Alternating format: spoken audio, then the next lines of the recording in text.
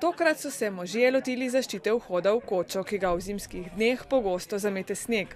Žene pa so kot vselej poskrbele, da prostovoljcem ne bi zmanjkalo moči. Danes smo pripravili stokjo, stakan jedemo po našim, ki je zucchine, ankompir, polenta, stokja, cvrtja zejen.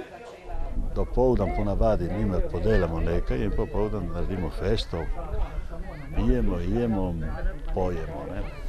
Dom na Matajurju je beneška planinska družina zgradila leta 2000. Danes velja za dom slovenske besede, ki so jo v teh krajih pomagali ohraniti predvsem čedermaci. 80 let nazaj, tle v Beneči, tle po naših vaseh, je bilo prepovedano govoriti po slovensko in župniki niso mogli več mašovati in učiti otroke v našem dialektu po slovensko. V koči, ki je odprta prav vsak konec tedna v letu, se utrjujejo tudi vezi z bližnjimi Slovenci iz Posočja. Skoraj da vse izlete in vse akcije, ki jih imamo, so skupne akcije.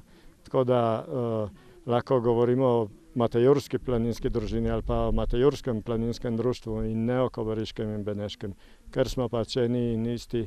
Predvsem smo pa prijatelji.